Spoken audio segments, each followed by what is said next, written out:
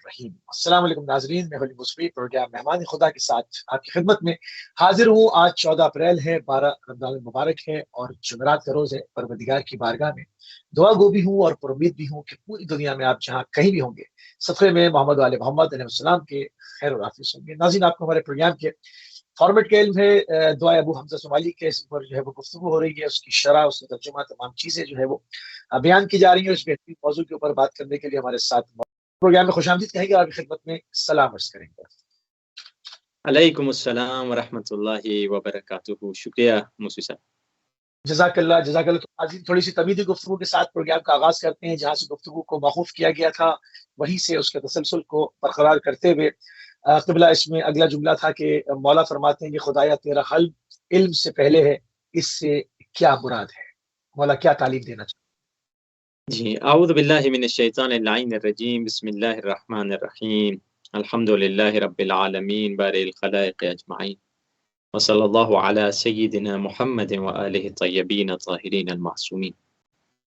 खुदावंद मुताल का हमेशा की तरह लाख शुक्र अदा करते हैं कि खुदावंद मुताल ने हमें फिर से तौफीक दी कि हम मिल बैठें और ज़िक्र अहले बैत से अपने दिलों को मुनव्वर कर सकें। सुभान अल्लाह। और जिस दुआ का इंतखाब किया है वो दुआ भी बहुत अजीम दुआ है, जिसे रमज़ान के महीने में औलिया खुदा कभी मिस होने नहीं देते। अगर पूरी कोई ये दुआ नहीं भी पढ़ सकता, दुआ का एक टुकड़ा, एक हिस्सा, एक लाइन, आधा सफ़हा, जितना पॉसिबल है इस दुआ का थोड़ा-थोड़ा करके इंसान पढ़ता चला जाए, ताकि उस दुआ से जो फ़ैज़ है रमज़ान के महीने में हासिल कर सके।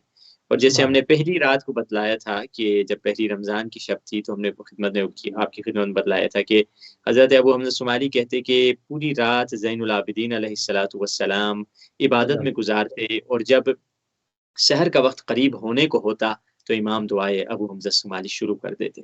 और ये सुभान दुआ ईरान में भी सहर के टाइम पे पढ़ी जाती है, ख़ुसूसन एक अल्लाह। मस्जिद है, मस्जिद अर्क के नाम से तेहरान में। वहाँ पे ये दुआ 3 बजे शुरू होती है, और उधर जो सुनने वालों का मजमा होता है, करीब 10 से 15,000 लोग उस दुआ को सुनने के लिए आते हैं। सुभान और अल्लाह। उलमा तकरीर करते हैं, और ये डेली यानी एवरी नाइट, रोज़ाना हर शब का यही दस्तूर है उधर उस मस्जिद में। और उधर बड़े अच्छे ज़ाकिर पढ़ने वाले होते हैं, जो रहबर के सामने पढ़ते हैं, बेत रहबरी में पढ़ते हैं, जो ज़ाकिरीन वो भी पढ़ते हैं।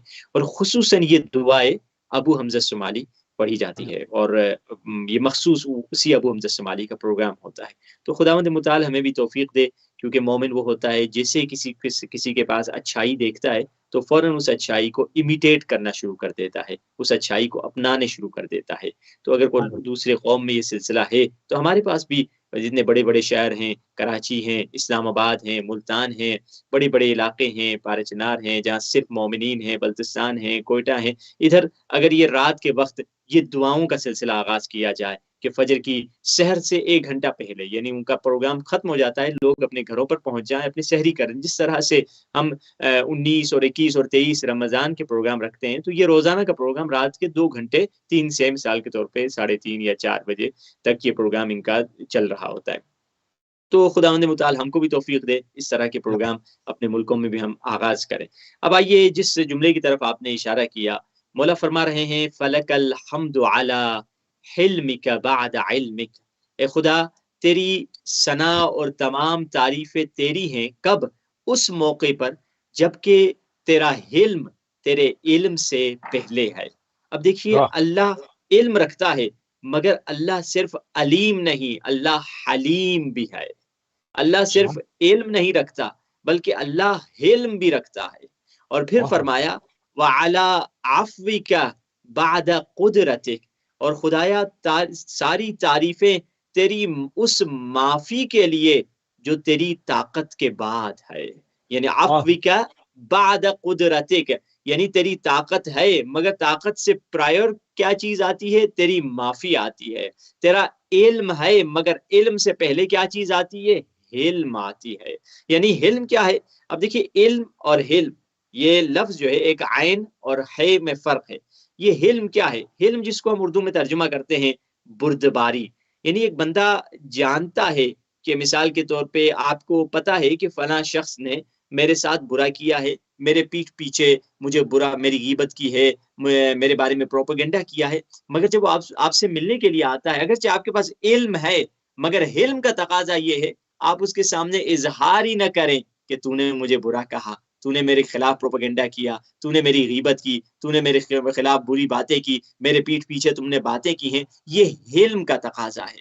خداوند متعال کے پاس علم ہے، مگر اس کے ساتھ علم بھی ہے. اور ہمارا ان دعاؤں سے مقصد کیا ہے؟ ایک تو یہ ہے کہ خدا سے رابطہ برقرار ہو، اللہ کا ذکر کرے، ٹھیک ہے نا، کیونکہ سب سے پہلا جو دعا کا مقصد ہے وہ اللہ کا ذکر ہے، کیونکہ نماز کا بھی مقصد یہی ہے. قرآن میں خدا کہہ رہا اقم الصلاۃ لذکری، نماز کو قائم کرو میرے ذکر کے لیے. یعنی نماز کا، دعا کا ایک مقصد یہ ہے کہ اللہ کا ذکر ہو، دوسرا یہ ہے کہ اللہ سے باتیں کریں، مگر تیسرا جو اہم مقصد ہے، جو اخلاقی مقصد ہے، وہ کیا ہے؟ وہ یہ ہے کہ انسان، جس کو رسول خدا نے فرمایا تخلقوا باخلاق اللہ، اللہ کے اخلاق کو اپنی زندگی میں اپلائی کرو. اگر اللہ میں ایک اچھی صفت ہے تو بندے میں بھی وہ صفت آنی چاہیے. ہاں ٹھیک ہے، اس اعلیٰ لیول کی صفت نہیں آئے گی، ٹھیک ہے، مگر بندے میں بھی وہ صفت آ سکتی ہے. جیسے آپ کسی پڑھے لکھے انسان کو کیا بولتے ہیں؟ عالم بولتے ہیں. خدا کو بھی عالم بولتے ہیں. کیا یہ پڑھا لکھا عالم کا علم خدا کے برابر ہو گیا؟ نہیں. یہ کہاں اور وہ کہاں. اس نے صحیح. ایک جز، یعنی سمندر کا ایک قطرہ اپنا لیا، ایک اللہ کی صفت، الہی صفت اس میں آ چکی ہے. اور علم کے ساتھ علم بہت عظیم ہے، کیونکہ اگر علم آ گیا، علم نہ ہو تو انسان کیا کرے گا؟ انسان باغی ہو جائے گا. وہ علم سے تباہی کی طرف لے کر جائے گا. وہ ہاں علم سے کیا کرے گا؟ علم سے ایک ایٹم بم بنا دے گا اور ایک ہی منٹ میں 2 لاکھ لوگوں کو ہیروشیما اور ناکازاکی میں قتل کر دے گا. علم آ گیا ہے، مگر علم نہیں آیا، بردباری نہیں آئی اس کے پاس. علم کے ساتھ علم بہت ضروری ہے. اسی لیے آپ دیکھیں گے بعض لوگوں کو وہ کرامت کیوں نہیں ملتی تھی. ایک عالم دین کہتے ہیں کہ کسی شخص کو وہ جس کی چشم برزخی کھل گئی. اب دیکھیے چشم برزخی سب کی نہیں کھلتی. آیت اللہ بہجت کے بارے میں کہا جاتا ہے کہ ان کی چشم برزخی کھلی ہوئی تھی، یعنی وہ لوگوں کے باطن کو دیکھتے تھے، اسی لیے ہمیشہ ان کا سر جھکا رہتا تھا اور ان کی زبان پر جو ذکر ہوتا تھا، یا ستار العیوب، عیبوں کو چھپانے والے خدا، عیبوں پر پردہ پوشی کرنے والے، عیبوں کو ڈھانپ دینے والے خدا، یہ آیت اللہ بہجت کا ذکر تھا. تو اب ایک انسان کے پاس، اگر کسی کے پاس علم نہ ہو، صلاحیت نہ ہو، اگر یہ چیز آ بھی جائے اس کو خود نقصان دے گی. مثال کے طور پہ ایک شخص کہتے ہیں اس نے کوئی ریاضت کی، اور کبھی کبھار انسان جب ریاضت کر دیتا ہے، استاد اگر نہ ہو تو شاید اسے وہ چیز مل جائے، مگر اس چیز کو وہ سنبھال نہیں پاتا، وہ نعمت کو صحیح طرح سے سنبھال نہیں پاتا. تو اب اس کو وہ نعمت مل گئی، لوگوں کو دیکھ رہا ہے، گیا سڑک پہ نکلا، کوئی جانور ہے، کوئی باندر ہے، کوئی سور ہے، کوئی کیا ہے، کوئی لومڑی ہے، کوئی دھوکے باز ہے تو لومڑی کی شکل ہے، کوئی بے غیرت ہے تو سور کی شکل ہے، کوئی غصے والا ہے تو کتے کی شکل ہے. یعنی ہر یہ تمام صفات جو اللہ نے رکھی ہوئی ہیں، اس طرح کے حیوانات بھی اللہ نے بنائے ہوئے. تو اب یہ لوگوں کو دیکھ رہا ہے، مگر اس کے پاس علم نہیں تھا، تو ایک دم چلانے لگا، چیخنے لگا، یہاں تک کہ ایک نائی کے پاس گیا، نائی کو کہنے لگا، اور ایک نائی اسے آدمی نظر آیا، دیکھا ہاں یہ آدمی ہے، یہ پورے شہر میں شریف انسان ہے، اس کے پاس جاتا ہوں، کہتا ہوں کہ بھائی نائی دیکھ رہے ہو؟ نائی کے پاس گیا، کہنے لگا دیکھیے سارے جانور، کوئی لومڑی جا رہا ہے، کوئی سور جا رہا ہے، کوئی گدھا جا رہا ہے، کوئی گھوڑا جا رہا ہے. تو نائی نے جب دیکھا، نائی سمجھ گیا کہ اس میں اللہ نے تھوڑی دیر کے لیے یہ چیز اس کو دے دی، مگر یہ برداشت نہیں کر پا رہا. نائی نے آئینہ اٹھایا کہ ذرا اپنی بھی تو شکل دیکھ لو. جب اس نے آئینے میں دیکھی، اس کی اپنی شکل بھی انسانی نہیں تھی، اس کی اپنی شکل بھی کسی جانور کی طرح تھی. تو اسے اس وقت خیال آیا کہ میں دوسروں کو کہہ رہا ہوں میرے اندر بھی بری صفت ہے، اللہ نے تھوڑی دیر کے لیے میری چشم برزخی کھول دی اور پھر واپس وہ بیک ٹو نارمل ہو گیا. کیوں؟ کیونکہ اس کے پاس صلاحیت نہیں تھی. اللہ سبحانہ و تعالی یہ چیزیں ان کو دیتا ہے جن کے پاس علم کے ساتھ علم بھی ہو. نجف میں ایک استاد اپنے شاگرد سے بار بار، شاگرد اپنے استاد سے کہتے تھے کہ مجھے اسم اعظم سکھا دیجئے. اسم اعظم وہ اسم اللہ کا جس سے انسان کے پاس ہر طاقت آ جاتی ہے، بیمار کو شفا دے سکتا ہے، لمحے بھر میں ہزاروں میل کے فاصلوں کو طے کر سکتا ہے، یعنی طے الارض کر سکتا ہے، طے اللسان کر سکتا ہے. طے الارض کیا ہے؟ طے الارض یہ ہے کہ آپ ادھر سے اچانک کربلا پہنچ جائیں، اچانک مشہد پہنچ جائیں. مگر طے اللسان کیا ہے؟ طے اللسان وہ تھا جو آیت اللہ نخدکی کو خداوند متعال نے عطا کیا تھا، جو بڑی عظیم ہستیوں کو عطا کیا ہے. وہ کیا؟ یعنی وہ قرآن کے ختمے کو لمحے بھر میں طے کر دیتے تھے، اسے بولتے طے اللسان. یعنی اسی لیے آپ دیکھتے مولا علی کے بارے میں کیا ملتا ہے کہ مولا زین کے اس طرف سے دوسری طرف پیر ڈالتے تھے تو پورا قرآن کا ختمہ ہو جایا کرتا تھا، والناس تک پہنچ جایا کرتے تھے. یہ کیا تھا؟ یہ طے اللسان تھا. مولا جسے چاہیں یہ فضیلت عطا کر سکتے. تو اب یہ شخص بار بار اپنے استاد کے پاس آتا، استاد جی مجھے اسم اعظم سکھا دیجیے، استاد جانتے تھے اس کے پاس صلاحیت نہیں ہے، نہیں سکھاتے تھے۔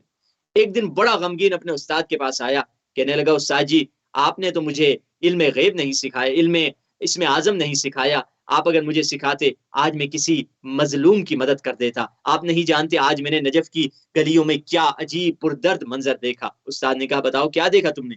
کہا میں نے دیکھا جنگل سے ایک بوڑھا آ رہا تھا جس کی پیٹھ پہ لکڑیاں تھی، اور وہ شہر میں جیسے پہنچا تو اس زمانے کے جو صدام تھا اس کی جو سپاہی تھے انہوں نے اتنا اس بوڑھے کو مارا، اتنا مارا کہ وہ بیچارہ لہو لہاں ہو گیا، گر گیا، لکڑیاں بکھر گئی، کوئی اس کی مدد کرنے والا نہیں تھا کیونکہ اتنے زیادہ فوجی تھے، میں بھی اکیلا کیا مدد کر سکتا، آپ نے مجھے اس میں اعظم نہیں سکھایا، اگر سکھا دیتے تو اس بوڑھے کی میں مدد کرتا۔ تو استاد نے کہا کیا جانتے ہو وہ بوڑھا کون تھا؟ کہا نہیں میں نہیں جانتا اس بوڑھے کو۔ استاد نے کہا وہ میرا بھی استاد تھا جس نے مجھے اسم اعظم سکھایا تھا، مگر اس نے اس اسم اعظم کا کبھی اپنے فائدے کے لیے استعمال نہیں کیا، کیونکہ اللہ علم اسے دیتا ہے جس کے پاس علم ہوتا ہے، علم کے ساتھ علم بھی اچھا ضروری ہے۔ یہاں پر جو ہے تزکیے کے اوپر بھی بڑی تاکید کی جاتی ہے کہ اگر تزکیہ نفس کا نہیں کیا، اور ہم دیکھتے ہیں کہ امام خمینی کی تقریر کا کچھ جز ہے جو کہ سوشل میڈیا کے اوپر وائرل ہوتا ہے اکثر، اس میں بھی آپ فرما رہے ہیں کہ بعض دفعہ جو ہے وہ توحید پر عقیدہ ہے انسان کا مگر وہ جہنم واصل ہو جاتا ہے، کبھی ایک بہت علم حاصل کر لیتا ہے جہنم واصل ہو جاتا ہے، اگر تزکیہ نہیں ہے تو کوئی بھی چیز فائدہ نہیں دیتی۔ تھوڑی سی اس پہ بھی روشنی ڈال۔ جی ہاں، یہ جو آپ جس کلپ کی طرف اشارہ کر رہے ہیں بہت پیاری کلپ ہے اور بہت گہری کلپ ہے، یعنی اس پہ ایک جس جملے پر پوری یعنی کتاب لکھی جا سکتی ہے، اور لکھی بھی گئی ہیں پوری کتابیں اس جملے پر، کیونکہ اس میں آپ دیکھیں نا لاکھوں مثالیں آ جائیں گی کہ جن کے پاس علم فقہ تھا مگر گمراہ ہوئے۔ علم امام خمینی اس میں کہتے ہیں حتیٰ علم عرفان بھی اگر تم سیکھ لو تو وہ بھی تمہیں گمراہ کر سکتا ہے، حتیٰ علم توحید۔ دیکھیے آپ خود شیطان کو دیکھ لیں، شیطان کیا کہہ رہا ہے؟ فَبِعِزَّتِكَ لَأُغْوِيَنَّهُمْ أَجْمَعِينَ، اللہ کی عزت کی قسم کھا رہا ہے، یعنی توحید کو مان رہا ہے اور اللہ کو عزت دار مان رہا ہے، اور جان بھی رہا ہے کہ یہ اللہ ہی کے بندے ہیں، یعنی توحید کو اس لیول تک مان رہا ہے مگر اطاعت کرنے کو تیار نہیں، اس کی انا، اس کی میں، اس کو اطاعت کرنے کی تیار نہیں۔ یہاں تک اور آگے بڑھیے، حضرت موسیٰ کے زمانے میں جو بلعام باورا تھا، بلعام باورا کون تھا؟ ابھی آپ نے سنا جس کو آنکھیں کھل گئی تھوڑی دیر کے لیے مگر اس نے کفران نعمت کیا، وہ آنکھوں کی جو برزخی آنکھیں تھی اس کی بند ہو گئی۔ بلعام باورا کون تھا؟ وہ شخص تھا جو مستجاب الدعوہ تھا۔ مستجاب الدعوہ یعنی ادھر دعا کرتا تھا ادھر مریض بستر سے اٹھ جاتا تھا، ادھر دعا کرتا تھا اگلے سال بچہ گود میں ہوتا تھا ماں کے، کسی بے اولاد کو اولاد مل جاتی تھی، بیمار ٹھیک ہو جاتا تھا، غریب امیر ہو جاتا تھا، جو مشکل تھی مشکلیں حل ہو جاتی تھی، وہ بلعام باورا۔ مگر قرآن نے اس کو کس نام سے یاد کیا؟ مثلہ کمثل الکلب، اس کی مثال ایک کتے کی طرح ہے، اگر اس کو چھوڑ دو گے تب بھی بھونکے گا، اگر اس کے قریب جاؤ گے تب بھی بھونکے گا۔ عجیب ہے کہ اس زمانے کے جیسے کہا جائے بلعام باورا جس کو اللہ نے علم کرامتیں بھی دی تھی، میں نے آپ سے 2-3 دن پہلے کہا تھا کہ علم عرفان میں اگر انسان اندر آتا ہے اور ریاضت کرتا ہے، ریاضت کرنے کے نتیجے میں کئی کبار بڑی کرامت بھی اللہ دے دیتا ہے، کیونکہ قرآن میں خدا نے خود کہا ہے انی لا اضیع عمل عامل منکم من ذکر او انثی، تم میں سے مرد یا عورت محنت کرے گا میں کسی کی محنت رائے گا نہیں جانے دوں گا، چاہے کافر ہی محنت کیوں نہ کرے اسے کچھ نہ کچھ دوں گا۔ اسی لیے آپ دیکھتے ہیں ہندو ریاضت کرنے والے ہیں جو نہ توحید کو مانتے ہیں، نہ رسالت کو مانتے ہیں، نہ ولایت کو مانتے ہیں، مگر ان کے پاس عجیب غریب چیزیں آ جاتی ہیں جس کو ہم کرامت کہہ دیں یا جس کو آپ جادو کہہ دیں، جو بھی کہہ دیں، وہ جادو نہیں ہوتا، وہ ان کی ریاضت کا نتیجہ ہوتا ہے، خدا ان کو دے دیتا ہے کہ اس نے ریاضت کی، ایک محنت کاٹی ہے، بھوک کاٹی ہے، جس طرح ہم لوگ روزہ رکھتے ہیں وہ بھی بھوک کاٹتے ہیں وغیرہ کرتے ہیں، اور کچھ نہ کچھ ان کو اللہ دے دیتا ہے دنیا میں۔ مگر ہمارا مقصد یہ نہیں ہے کہ ہم عرفان سیکھ کر پتہ نہیں لوگوں کو شفا دیتے پھریں، لوگوں کو علاج کرتے رہیں، مرید بناتے رہیں، لوگ فالوور بناتے رہیں اور یہ ساری چیزیں ملتی رہیں، یہ تو اسلام کا طریقہ ہی نہیں ہے نا۔ جب سید علی قاضی، جب آیت اللہ علامہ طباطبائی نے کسی ہندوستان سے آنے والے ریاضت کرنے والے سے پوچھا تم نے اتنی ریاضت کی تمہیں کیا ملا؟ تو اس نے کہا مجھے یہ ملا کہ جب بھی شیر میرے سامنے آتا ہے میں اشارہ کرتا ہوں تو شیر اطاعت کرتا ہے میری، اور شیر میرے لیے سواری بن جاتا ہے، شیر میری خدمت کرتا ہے۔ تو علامہ طباطبائی ہنس کے کہنے لگے کیا بس تو نے اتنا کمایا؟ میں نے تو اس کے لیے کوشش ہی نہیں کی، میں نے آج تک سوچا ہی نہیں کہ شیر کو کنٹرول کروں، مگر اگر اللہ کے حکم سے شیر کو اشارہ کروں گا تو شیر میرے سامنے چل کے خود آئے گا۔ محنت بغیر اللہ نے مجھے یہ عطا کی ہے۔ یعنی اس چیز کے میں پیچھے نہیں تھا. تو اب وہ جو آپ نے سوال کیا، امام خمینی رحمت اللہ علیہ فرماتے فقی کتنے تھے جو گمراہ ہوئے، عالم کتنے تھے جو گمراہ ہوئے، آپ دیکھیں گے زاہد کتنے تھے جو گمراہ ہوئے، عابد کتنے تھے جو گمراہ ہوئے، عارف کتنے تھے جو گمراہ ہوئے. یعنی یہ علوم ہے اللہ کے، مگر ان علوم کی فاؤنڈیشن کیا ہے؟ ان علوم کی فاؤنڈیشن سورہ شمس میں ارشاد فرمایا والشمس وضحاها والقمر اذا تلاها والنهار اذا جلاها والليل اذا يغشاها والسماء وما بناها والارض وما طحاها ونفس وما سواها فألهمها فجورها وتقواها قد افلح من زکاها. قسم سورج کی جب وہ اپنی پوری روشنی دینے لگ جائے، قسم چاند کی جب وہ سورج کے پیچھے پیچھے آئے، قسم زمین کی اور جس طاقت نے زمین کو بنایا، قسم آسمان کی اور جس طاقت نے آسمان کو بنایا، قسم روح کی اور جس خدا نے روح کو بنایا، فَأَلْهَمَهَا فُجُورَهَا وَتَقْوَاهَا،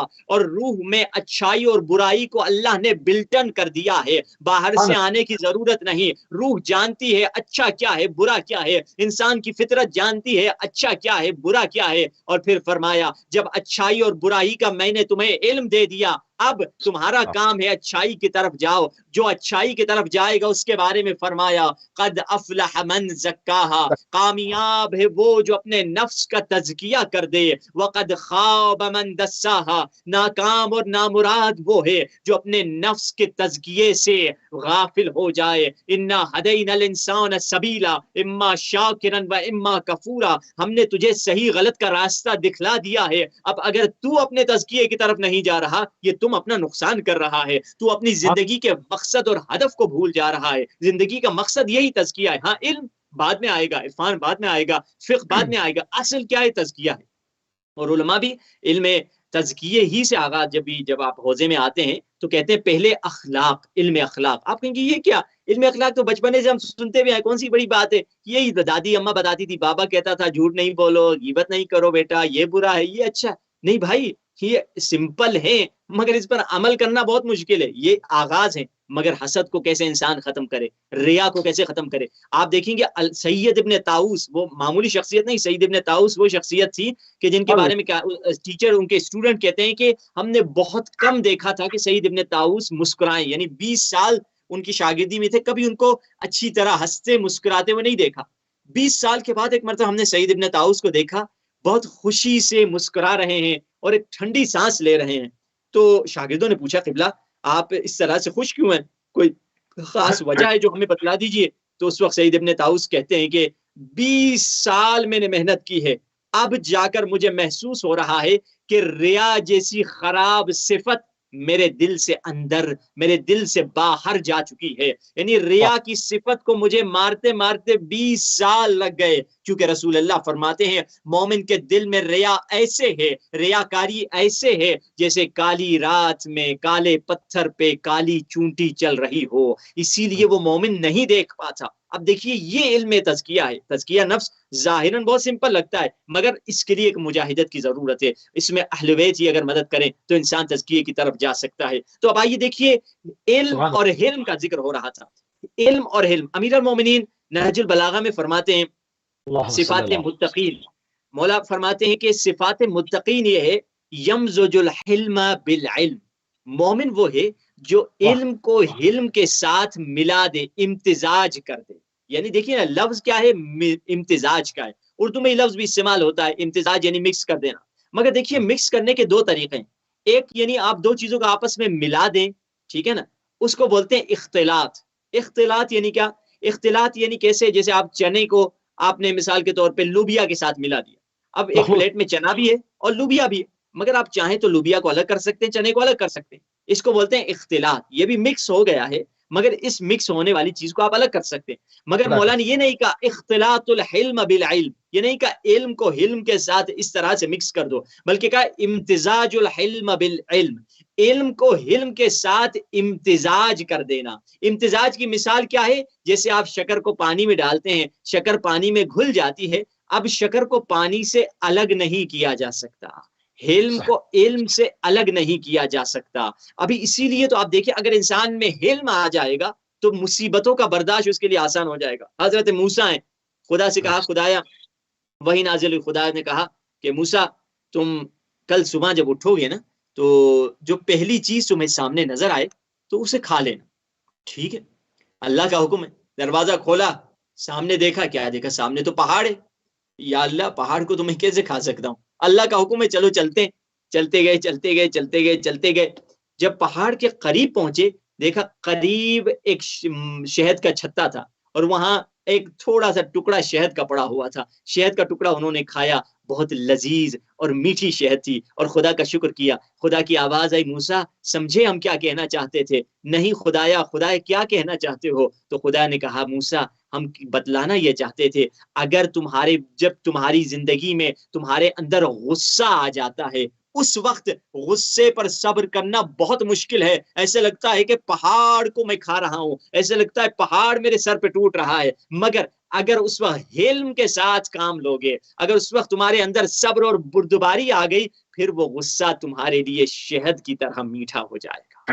یہ انسان اسی لیے فرمایا کہ انسان میں اگر حلم آ جائے تو غصہ کبھی نہیں ہوگا, میاں بیوی کی لڑائی نہیں ہوگی, آپس میں بھائی لڑیں گے نہیں. تبھی تو حدیث میں ہے, مولا عجیب حدیث. اب دیکھیے بعض حدیث اہل بیت اور رسول اللہ اشارے میں فرماتے تھے. کیا فرمایا؟ لا تدخل الملائکۃ بیتا فیہ کلب, لا تدخل الملائکۃ بیتا فیہ کلب. اس گھر میں فرشتے کبھی انٹر نہیں ہوتے جس میں کتا ہو. اس گھر میں کبھی فرشتے انٹر نہیں ہوتے جس میں کتا ہو. علماء کہتے ہیں اس کی دو معنی ہے, ایک تو چلو جنرل کتا, مگر دوسری صفت یہ کہ جس گھر میں جھگڑا ہوتا ہے, لڑائی ہوتی ہے, غصہ ہوتا ہے. غصہ کیا ہے؟ کتے کی صفت ہے نا. جس گھر میں لڑائی جھگڑا ہوتا ہے, کتا ہے یعنی کیا؟ میرے اندر کتا ہے, میرے اندر کتے کی صفت ہے. اگر کسی کے اندر کتے کی صفت ہے تو وہ در حقیقت اس گھر میں فرشتہ نہیں آئے گا, اس گھر میں ملائک نہیں آئیں گے, کیونکہ ملائک کہیں گے اس گھر میں کتے رہتے ہیں, جبکہ ظاہراً کوئی کتا نہیں ہے, سارے انسان رہ رہے ہیں, مگر ان میں صفات کون سی ہیں؟ صفات کتے والی ہیں. جب دیکھیے وہ واقعہ, میں پورا واقعہ لمبا ہے مگر بس اشارہ کرنا چاہوں گا, جب انسان میں حلم نہیں ہوتا کبھی کبھار کتنی بڑی غلطی کر جاتا ہے. وہ شخص جس کے پاس مولا علی علیہ السلام چل کے آئے تھے, مولا علی نے اس شخص سے کہا کہ بھائی یہ تم خطا کر رہے ہو, اپنے فیصلہ تم نے غلط کیا ہے, صحیح کر دو. وہ مولا علی کو جانتا نہیں تھا, اس نے سمجھا کہ مولا علی خواہ مخواہ انٹرفیئر کر رہے ہیں, جانتا نہیں تھا کہ امیر المومنین ہے. اب اس وقت حلم نہ ہونے کی وجہ سے وہ شخص مولا کا چاہنے والا تھا, مگر مولا کو کیونکہ جانتا نہیں تھا, زور سے مولا کے سینے پر مکہ مارتا ہے, اور مولا کو کہتا ہے آپ چلے جائیے, آپ خواہ مخواہ میری باتوں میں کیوں انٹرفیئر کر رہے ہیں, میرا معاملہ ہے لوگوں کے ساتھ. یعنی اس میں جب حلم نہیں انسان, تو انسان غصے کی وجہ سے اللہ جانے کن ہستیوں کی اہانت کر لیتا ہے. تبھی تو حدیث قدسی میں ہے کہ مولا فرماتے ہیں, حدیث میں ہے کہ اللہ نے اولیاء خدا کو لوگوں کے درمیان چھپائے رکھا ہے. تم نہیں جانتے کس ولی خدا سے تم گفتگو کر رہے ہو, تم نہیں جانتے جس سے ملے ہو کون ہے, اللہ کا نمائندہ ہے. کبھی کسی کی توہین نہ کر دینا. تو اب یہ جملہ مولا بتلا رہے ہیں, فلک الحمد علی حلمک بعد علمک. اے خدایا تیری تمام تعریفیں تیرے اس حلم کی جو تیرے علم کے بعد آیا ہے. یعنی اگرچہ خدا جانتا ہے مگر علم کو اپلائی نہیں کرتا. خدا کون ہے؟ یعلم خائنۃ الاعین وما تخفی الصدور. وہ خدا آنکھوں کی خیانت سے بھی باخبر ہے, اور دل میں چھپے ہوئے راز کی بھی خبر رکھتا ہے. مگر اس کے باوجود اللہ سبحانہ و تعالی ہم سے ایسے ڈیل کرتا ہے, ایسے برتاؤ کرتا ہے گویا کہ خدا جانتا ہی نہیں. جبکہ خدا جانتا ہے, کیوں عذاب نازل نہیں کرتا؟ کیونکہ اس کے علم سے پہلے اس کا حلم ہے, جس کی وجہ سے ہم پر رحمتیں برسائے جا رہا ہے. سبحان اللہ, سبحان اللہ. بہت ہی خوبصورت طریقے سے جو ہے وہ مولا کا فرمان, خدایا تیرے حلم علم سے پہلے ہے, تیرا جو حلم ہے وہ علم سے پہلے ہے. ان تمام چیزوں کو آپ نے کھولا. تھوڑا سا آگے پڑھتے ہیں, جس میں فرمایا جاتا ہے کہ اے وہ خدا جس نے اچھائی کو دکھایا اور برائی کو چھپایا. اس جملے سے ہمیں کیا درس ملتا ہے؟ دیکھیے ہاں, دعائے ابو حمزہ شمالی کا ایک جملہ بھی یہی ہے, جس کی عربی میں اس طرح پڑھوں گا, یا من اظہر الجمیل. اور یہ جملہ اکثر صرف دعائے ابو حمزہ شمالی کا جملہ نہیں ہے, مختلف دعاؤں میں جملہ ہے. بہت پیارا جملہ ہے جس میں مولا فرما رہے ہیں, یا من اظہر الجمیل. اے خدا جس نے پیاری اور خوبصورت چیز کو ظاہر کیا ہے, وستر القبیح, اور برائی کو چھپا دیا ہے. یعنی میری جو برائیاں ہیں وہ چھپی ہوئی ہیں, اور میری اچھائیاں تو نے ظاہر کر دی. جو دعائے کمیل کی ابتدا میں بھی پڑھتے ہیں نا, وَكَم مِّن سَنَوٍ جَمِيلٍ لَسْتُ أَهْلًا لَهُ نَشَرْتَ. کتنی اچھائیاں تھیں جس کا میں لائق نہ تھا، جس کا میں اہل نہ تھا، تو نے اس کو دنیا میں پھیلا دی اور لوگ مجھے اچھا سمجھنے لگ رہے ہیں۔ یومن لم یؤاخذ بالجریرہ، اے خدا جو اس عذاب جو ہم مجھ پر نازل ہونا ہے اس انداز سے میرے ساتھ برتاؤ نہیں کرتا۔ فلک الحمد، یہ ابتدا سے جملہ ہے، فلک الحمد علی حلمک بعد علمک، تیری تعریفیں، تیرا حلم پہلے آیا پھر علم آیا، وعلی عفوک بعد قدرتک، اور تیری تعریفیں تیری معافی پہ جو پہلے آئی پھر تیری قدرت اور طاقت آئی ہے، یحملنی ویجرئنی علی معصیتک، اور اے خدایا تیرا حلم تیری معافی یہ مجھے جرأت دیتی ہے کہ میں گناہ کر دوں، یہ مجھے جرأت دیتی ہے میں گناہ کر دوں۔ تبھی تو دعا افتتاح میں کیا پڑھتے ہیں؟ دعا افتتاح کا وہ جملہ ہے کہ فلم ار مولا کریما، میں نے تجھ جیسا کریم مولا دیکھا ہی نہیں ہے، اصبر علی عبد لئیم منک علی، جو مجھ جیسے گنہگار پر صبر کر رہا ہے، جو مجھ جیسے گنہگار کی خطاؤں پر صبر کر رہا ہے۔ پھر فرمایا حلمک عنی یدعونی علی قلت الحیاء سترک علی، اے خدا تیرا حلم جو ہے وہ سبب بن رہا ہے کہ میں جری ہو جاتا ہوں۔ میں جانتا ہوں خدا نے پچھلی دفعہ معاف کیا، ابھی بھی معاف کر لے گا، پچھلی دفعہ بھی کوئی عذاب نہیں آیا، ابھی بھی عذاب نہیں آئے گا، پچھلی دفعہ بھی اللہ نے میرے گناہ کو چھپا دیا، اب بھی کچھ نہیں آئے گا۔ یا من اظہر الجمیل وستر القبیح، یعنی کتنی ایسی برائیاں ہیں اللہ نے چھپا دی، اللہ نے مہلت دی، اللہ نے فوراً عذاب نازل نہیں کیا، اگر اللہ چاہتا تو اسی وقت عذاب نازل کر دیتا۔ کتنے لوگ ہیں جو مر گئے مگر اللہ نے مجھے زندگی دی ہے، اللہ نے مجھے نعمتیں دی ہیں۔ آج شب جمعہ ہے، آج مرحومین کے یاد کرنے کی رات ہے۔ وہ مرحومین، کسی کی والدہ دنیا سے جا چکی ہے، کسی کے والد جا چکے ہیں، کسی کے کوئی اور افراد برادر بھائی بہن دنیا سے، دوست جا چکے ہیں جو کتنے ہم سے جوان تھے، ہم سے کم عمر تھے، ہم سے زیادہ صحت مند تھے، مگر وہ دنیا سے چلے گئے، مگر اللہ نے مجھے فرصت دی ہے۔ یا من ستر القبیح، اور اے خدایا تو نے کبھی کو چھپایا۔ اب دیکھیے اگلا جملہ جو مولا بتلاتے ہیں، اس سے پہلے کہ میں اگلے جملے کی طرف جاؤں، دیکھیے اللہ حدیث میں ہے کہ خدا فرماتا ہے جب مومن تو گناہ کرتا ہے تو اللہ نے 70 حجاب رکھے ہیں جس کی وجہ سے انسان کے گناہ چھپتے ہیں۔ جب انسان ایک گناہ کرتا ہے تو ایک حجاب پھٹ جاتا ہے، پھر دوسرا حجاب پھٹتا ہے دوسرے گناہ کے نتیجے میں، پھر تیسرا حجاب پھٹتا ہے تیسرے گناہ کے نتیجے میں، یہاں تک کہ جب 70 کے 70 حجاب پھٹ جاتے ہیں، ابھی مومن کی بے عزتی ہونے والی ہوتی ہے، مومن کی اہانت ہونے والی ہوتی ہے۔ اگر اس کے عیب ظاہر ہو جاتے تو اس مومن سے لوگ نفرت کرتے، تو خدا فرشتوں سے کہتا ہے اے فرشتوں جاؤ میرے گنہگار بندے کے عیوب کو اپنے پروں سے جا کے ڈھانپ دو۔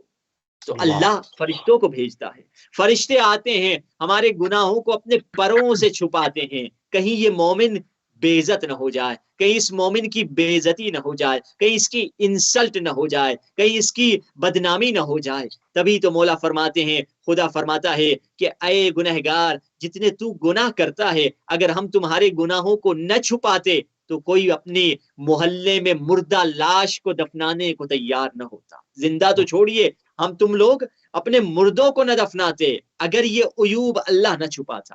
یہ اللہ کا لطف و کرم ہے جس نے کیا اپنے ہمارے عیوب کو چھپا دیا ہے۔ یہی وہ جملے مولا فرما رہے ہیں، یا من اظہر الجمیل، اے خدایا تو نے اچھائی کو ظاہر کر دیا ہے، وستر القبیح، ہر برائی کو چھپا دیا ہے۔ میری تمام برائیاں چھپی ہوئی ہیں، میری اچھائیاں لوگوں کی آنکھوں کے سامنے ہیں، میری اچھائیاں، میری باتیں، میری اچھی اچھی میٹھی باتیں لوگوں کے سامنے، میری مسکراہٹ لوگوں کے سامنے، مگر میرے اندر کون سی صفات خبیثہ، صفات شیطانی، صفات حیوانی اندر ہے، لوگ اس سے بے خبر ہیں۔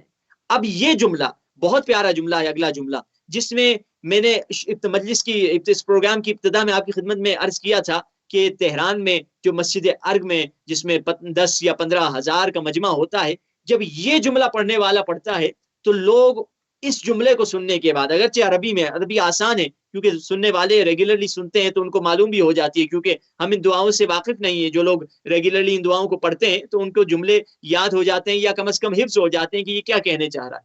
جب ان جملوں پہ پڑھنے والا پہنچتا ہے تو لوگ ایسے رو رہے ہوتے ہیں جیسے ہم مصائب میں روتے ہیں۔ وہ کیا جملے ہیں؟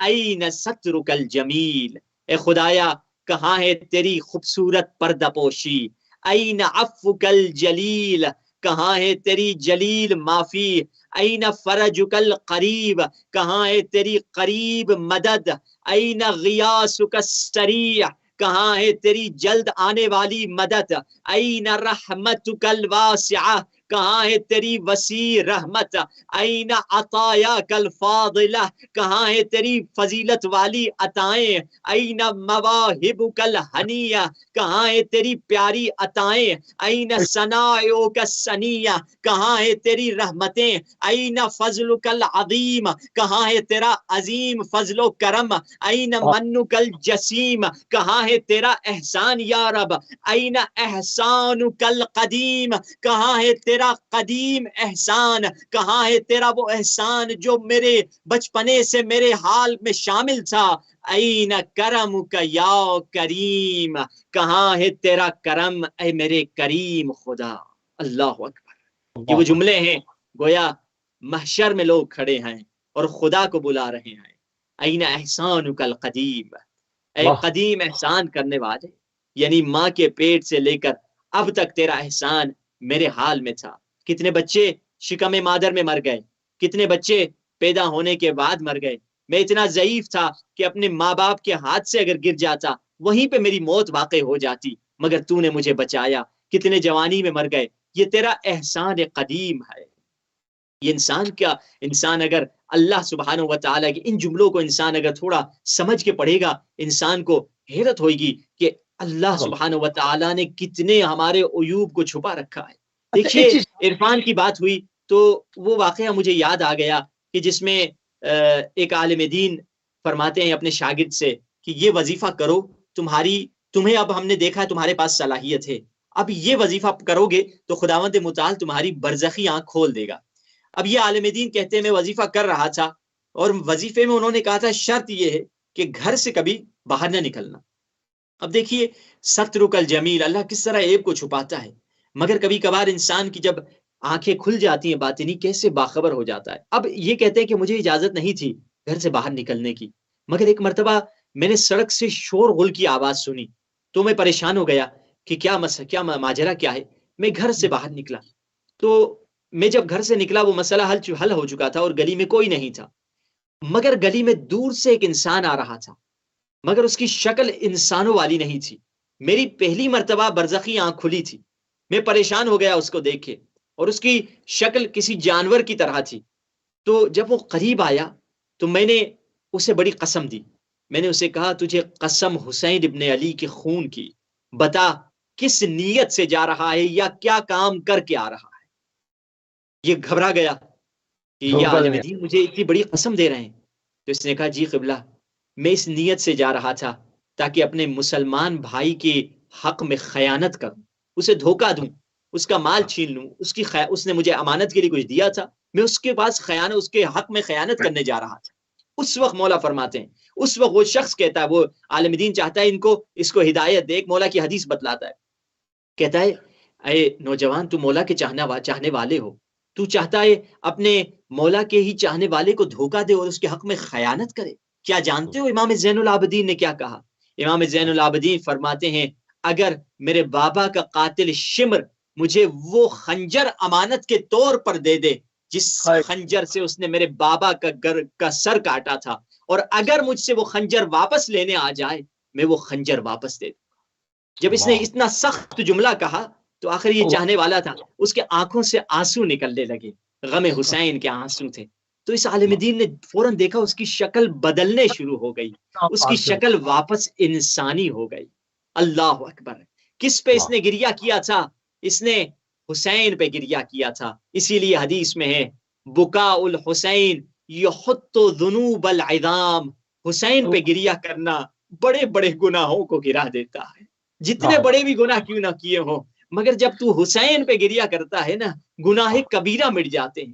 یعنی خداوند متعال چاہتا ہے اس مہینے میں ہمارے گناہ بھی بخش دے، اللہ نے ہمارے گناہوں کو چھپائے ہوا ہے، اب خداوند متعال نے ہمیں موقع دیا ہے تاکہ یہ ہمارے گناہ بخش دیے جائیں۔ دیکھیے کتنے ایسے لوگ تھے جن کے یہاں ایک چیز کو اور شامل کر لیں اپنی اس بات کو معذرت کے ساتھ کہ بعض لوگوں کو جس سے آپ نے کہا نا کہ ہزاروں لوگ جمع ہو رہے ہیں اور ابو حمزہ شمالی سن رہے ہیں، اس پہ گریہ کر رہے ہیں، بعض لوگ ایسے ہیں جن کے قلب سخت ہو جاتے ہیں اور ان کو حلاوت ایمانی نصیب نہیں ہوتی ہے، وہ حلاوت کے اس ذائقے کو چکھ نہیں سکتے، اس کو سمجھتے بھی نہیں ہے۔ تو حلاوت کا ذائقہ کیسا ہوتا ہے، حلاوت ایمانی چیز کیا ہے، اس کے اوپر بھی ساتھ میں جی روشنی ہاں، ڈال دیتے جی آپ نے بہت پیارے موضوع کی طرف اٹھایا، ہو سکتا ہے کسی کے ذہن میں یہ سوال ہو اور ان کے کانوں تک یہ جواب نہ پہنچا ہو، کیونکہ دیکھیے میں آپ کو ایک وہ مثال دوں جو فیل کر سکیں لوگ آسانی سے۔ آپ دیکھیے، میں آپ نے اپنی زندگی میں کبھی آم نہ کھایا ہو تو میں آپ کو بتاتا چلا جاؤں، آم پیلے رنگ کا ہوتا ہے، آم سلپری ہوتا ہے، آم میٹھا ہوتا ہے، کبھی کھٹا بھی آتا ہے، بہت پیار۔ اب دیکھیے، آپ لاکھوں میں ورڈ یوز کر لوں، آپ کو میر دبیر اور میر انیس جیسے مرزا غالب جیسے شاعر، جوش ملی آبادی، علامہ اقبال کو بھی لے کر آ جاؤں کہ آپ کو اردو میں بہترین انداز سے سمجھا سکے کہ آم کا فلیور ہوتا کیسا ہے، کیا آپ سمجھ پائیں گے؟ مشکل ہے، ہیں۔ جی ہاں، ناممکن ہے، کیونکہ آم ایک ایک ایسی چیز ہے جو چکھی جانے والی ہے۔ جب تک میں آپ کو نہیں لے کر آؤں اور آپ اپنے منہ میں ڈال کے آم کو نہیں کھائیں گے تو آپ نہیں سمجھ پائیں گے۔ تو حلاوت ایمانی بھی چکھنے والی ہے، کیونکہ اسی دعاؤں میں مولا فرماتے ہیں اللہم اذقنی حلاوت عبادتک، اے خدایا اپنی عبادت کا مزہ مجھے چکھا دے۔ یعنی یہ عبادت چکھنے والی ہے، یہ مزہ، یہ لذت، یہ پلیجر، یہ وہ چیز ہے جس کو انسان جب تک خود اپنے دل سے، یہ وہ چیز نہیں ہے جس کو مزے سے انسان چکھے یا کان سے چکھے، کان سے اچھی آواز کو محسوس کرتا ہے، زبان سے مزے کو محسوس کرتا ہے، آنکھ سے مزے کو محسوس کرتا ہے، ہاتھ سے فیل کرتا ہے، مگر ہوا سے خمسہ سے چکھی جانے والی یہ لذت نہیں ہے، یہ وہ پلیجر نہیں ہے جو آپ 5 سینسز سے اس کو فیل کر سکے۔ یہ وہ پلیجر ہیں کہ جو انسان دل کی حلاوت سے اسے محسوس کرتا ہے۔ تو اب کیوں نہیں انسان محسوس کرتا؟ اس میں کئی وجوہات ہیں، بس ایک وجہ کی طرف میں اشارہ کروں گا۔ جب انسان کی زندگی میں گناہ کثرت سے آتے ہیں، اور خصوصاً کون سا گناہ؟ جب انسان کی زندگی میں آنکھ کا گناہ کثیر ہو جاتا ہے، جب انسان کی زندگی میں آنکھ کا گناہ زیادہ ہو جاتا ہے تو انسان کبھی لذت عبادت کو محسوس نہیں کرتا، کیونکہ مولا خود فرماتے ہیں جس انسان کی آنکھ گناہوں سے نجس ہو جاتی ہے پھر وہ آنکھ کبھی لذت عبادت محسوس نہیں کر سکتی۔ تو خلاصتاً لذت عبادت میں جو ہنڈرنس ہیں، جو بیریئر ہے، جو رکاوٹ ہے، وہ کیا ہے؟ وہ ہمارے گناہ ہے۔ اگر گناہ چلے جائیں اور گناہ کی جگہ پر کیا آ جائے؟ ترک گناہ آ جائے۔ یاد رکھیے، گناہ اور گناہ کے مقابلے میں کیا ہے؟ ترک گناہ۔ اور میں نے رمضان کی دوسری یا تیسری رات بھی آپ کی خدمت میں عرض کیا تھا، جب رسول اللہ سے پوچھا گیا عظیم ترین عبادت رمضان میں کیا ہے، نہیں فرمایا روزہ یا نہیں فرمایا قرآن، بلکہ فرمایا ترک گناہ، گناہ کو چھوڑ دینا ہی رمضان کے لیے عظیم ترین عبادت ہے۔ سبحان اللہ، سبحان اللہ۔ ناظرین، بہت ہی خوبصورت گفتگو جو ہے وہ آپ کے محضر میں جاری گساری ہے۔ قبلہ جو ہے وہ بہت ہی جو ہے وہ ایک آسان کوشش کر رہے ہیں کہ بہت ہی سادہ اور آسان طریقے سے ہم اگر اس کو نوجوانوں کے لیے ان کے اذان عالیہ تک اس پیغام کو پہنچایا جائے جو بہترین جملے دعائے ابو حمزہ سوالی میں مولا امام سجاد کے ہیں۔ اور اس میں جو ہے اس میں ایک پوائنٹ قبلہ اور بھی ہے جس کو بھی شامل کرنا بڑا ضروری ہے کہ رمضان کو عموماً لوگ کہتے ہیں کہ جی یہ بھوک کا مہینہ ہے۔ عموماً رمضان ماہ مبارک رمضان جس وقت بھی نام دیا جاتا ہے تو لوگوں کے ذہن میں روزے اور اس کے اندر جو بھوک اور پیاس جو ہے وہ ذہن کے اوپر ضرور جو ہے وہ آتی ہے۔ تو اسلام میں بھوک کی اتنی تاکید کیوں ہے؟ اس میں اس حوالے سے کبھی کبھار ہم کھانے پر زیادہ توجہ دیتے ہیں اور معنویات کے اوپر اتنی توجہ نہیں دیتے۔ آپ یہ ہمارے کلچر میں بھی ہے، تمام چیزیں ہیں، اس حوالے سے کیا کہنا چاہیں گے آپ کہ کیوں بھوکا کیوں جی ہاں، رکھا گیا؟ جی ہم رمضان کے دوسرے عشرے میں داخل ہو چکے ہیں، اور رحمت اور مغفرت اور برکت کے جو 3 عشرے ہیں، تو یہ بہت اہم ہے کہ افسوس کہ رمضان جب شروع ہوتا ہے تو سب سے پہلے تو ہمیں یا پکوڑے یاد آتے ہیں، سموسے یاد آتے ہیں، یہ سارے چاٹ یاد آتا ہے، یہ تو انہیں ضروریات ہیں، ان کے بغیر رمضان گزر ہی نہیں سکتا۔ اور پھر پورا دن سوچ رہے ہوتے ہیں، یا بیچاری ہماری خواتین پکا رہی ہوتی ہیں، بہت زیادہ حد سے زیادہ محنت کرتی ہیں تاکہ خود بھی رمضان کے ساتھ روزے کے ساتھ ساتھ کھانا بھی کھا سکیں اور اپنے شوہر کی بھی اور بچوں کی بھی خدمت کر سکیں۔ تو خداوند متعال ان خواتین کو بھی اجر دے اور ان مردوں کو بھی اجر دے جو محنت کرتے ہیں حلال کمائی کے لیے، اس رمضان کے مہینے میں نکلتے ہیں۔ مگر یہ ساری باتیں اپنی جگہ، بھوک ہے، مگر یاد رکھیے اب انسان اگر صرف فوکس اس کا یہ ہو جائے کہ میں رمضان میں مجھے بس کھانا نہیں ہے اور پینا نہیں ہے، یہ صرف حاصل کرنا یہ فضیلت نہیں ہے، بلکہ حدیث میں فرمایا کہ جو انسان رمضان میں بد اخلاق ہے، غصہ کرتا ہے، اسے رمضان سے سوائے بھوک اور پیاس کے کچھ حاصل ہی نہیں ہوتا. یعنی بھوک اور پیاس ایک طرح سے جس کو ہم فضیلت کو بھوک اور پیاس سمجھ رہے ہیں، مولا تو اس کو اہم فضیلت نہیں سمجھ رہے ہیں. مولا کہہ رہے ہیں تمہیں کچھ نہیں ملا سوائے بھوک اور پیاس کے، یعنی nothing, just food hunger, just thirst and hunger تمہیں ملی ہے. یعنی بھوک اور پیاس ایک وسیلہ، ایک عظیم کام کے لیے، مقصد نہیں ہے، ایک برج ہے، ہدف نہیں ہے، ایک ٹارگٹ نہیں ہے، بلکہ ایک وسیلہ ہے کہیں پہنچانے کے لیے. یہ بھوک اور پیاس ہمیں کہاں لے جانا چاہ رہی ہے؟ یہ بھوک اور پیاس ہماری عقل کو بڑھانے چاہ رہی ہے. دیکھیے جو علماء عرفا ہوتے ہیں، جو تزکیہ نفس کرتے ہیں، وہ کیا کرتے ہیں؟ وہ ان کی زندگی زاہدانہ ہوتی ہے، کم کھاتے ہیں، کم سوتے ہیں، کم پیتے ہیں، ٹھیک ہے نا، یہ ساری چیزیں ان کے، کم بولتے ہیں، ان کی زندگی یہ ہوتی ہے. مگر ہم کیونکہ پورا سال کھا رہے ہوتے ہیں، اچھا خاصا پورا سال پیتے ہیں، تو خداوند متعال نے ہم کو حکم دیا کہ اس مہینے زبردستی تمہیں اب نہیں کھانا، اب تمہیں نہیں پینا. مگر کچھ لوگ کیا کرتے ہیں؟ سحری میں اتنا کھا لیتے ہیں. ہمارے استاد کہہ رہے تھے کہ سحری میں اتنا کھا لیتے ہیں کہ شام کے 5 بجے تک ڈکار آ رہی ہوتی ہے، یعنی ابھی تک سحری کا کھانا ہضم نہیں ہوا ہوتا ہے، اور شام کے 5 بجے ان کو پیٹ بھری والی ڈکار، بھوک والی ڈکار نہیں، پیٹ بھری والی ڈکار آ رہی ہوتی ہے. یعنی اچھا، اور جبکہ رمضان کا مہینہ یہ ہے کہ تم بھوک کاٹو، پیاس کاٹو، صرف بھوک نہ کاٹو، صرف پیاس نہ کاٹو، بلکہ کہیں اور تمہیں اللہ پہنچانا چاہ رہا ہے. اور وہ کہاں اللہ پہنچانے چاہ رہا ہے؟ ہماری عقل کو بڑھانا چاہ رہا ہے. کیونکہ دیکھیے سب سے زیادہ عقل جہاں بڑھتی ہے یا گھٹتی ہے وہ دسترخوان ہے. اسی دسترخوان پہ عقل بڑھتی بھی ہے، اسی دسترخوان پہ عقل گھٹتی بھی ہے. اگر عقل سے انسان دیکھے گا، انسان اگر عقل سے دیکھے گا کہ میں کتنا کھاؤں اور مجھے کتنی لذت حاصل کرنی ہے. اب دیکھیے ایک غلطی ہمارے پاس یہ ہے کہ ہم نے لذت کی معنی کو سمجھا نہیں ہے.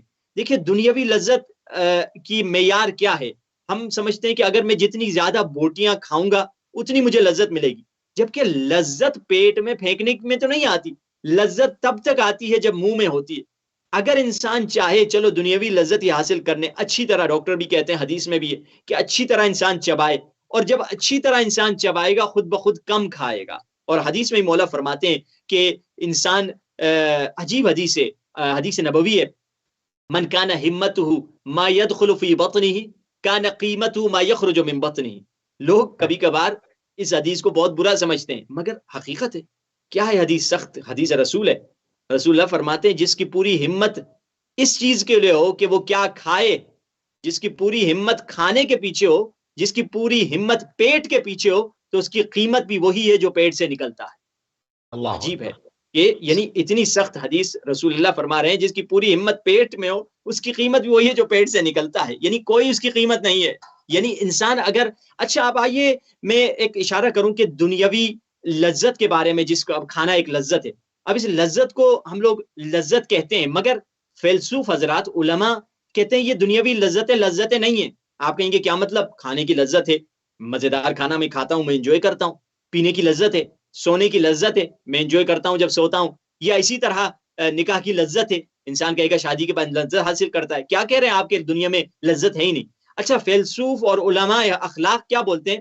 کہتے ہیں دنیا کی ساری لذتیں در حقیقت درد سے چھٹکارے کا نام ہے، ریلیف فرام اے پین ہے. یہ لذتیں نہیں ہیں. آپ کو میں دلیل دے دوں. مثال کے طور پہ آپ کو بھوک لگی ہے، مثال دینے سے پہلے میں آپ سے سوال یہ کروں گا، مجھے یہ بتائیے ڈنر میں زیادہ، رات کے کھانے میں زیادہ مزہ آتا ہے یا افطار میں زیادہ مزہ آتا ہے؟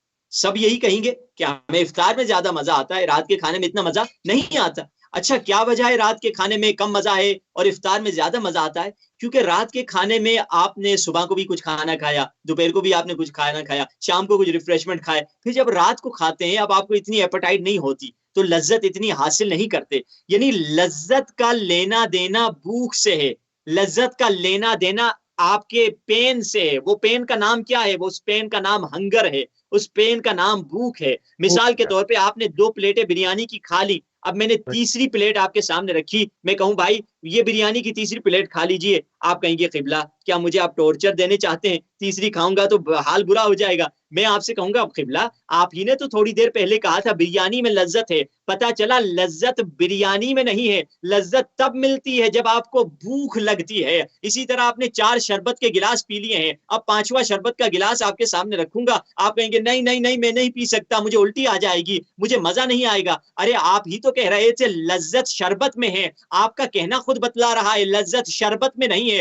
لذت اس پیاس کی وجہ سے ہے۔ یعنی خلاصہ کروں، اللہ نے درد بنائے دنیا میں، اللہ نے ایک درد بنایا جس کا نام رکھا بھوک، جب وہ درد ختم ہوتا ہے کھانے کے نتیجے میں ہمیں لذت ملتی ہے۔ اللہ نے ایک درد بنایا، ایک پین بنایا جس کا نام رکھا پیاس، جب وہ تکلیف ختم ہوتی ہے پیاس کی، جب وہ پیاس کی تکلیف ختم ہوتی ہے تو ہمیں لذت ملتی ہے۔ اللہ نے ایک درد بنایا جس کا نام تھکن رکھا، سونے کے نتیجے میں جب ہم سوتے ہیں وہ درد ختم ہوتا ہے۔ اللہ نے ایک درد بنایا جس کا نام خواہشات انسان جوان کی خواہشات رکھی ہیں، جب وہ درد ختم ہوتا ہے تو انسان کو لذت ملتی ہے۔ یعنی دنیا میں اللہ نے لذتیں بنائی ہی نہیں ہیں، ساری لذتیں یہ دنیا میں جو ہم دیکھتے ہیں یہ صرف تکلیف سے چھٹکارے کا نام ہے، یہ صرف پین سے ریلیف کا نام ہے۔ تو اصل لذت کہاں ہے؟ اصل لذت، اصل پلیجر، اصل مزہ تو اللہ نے مومن کے لیے جنت میں ہی رکھا ہے۔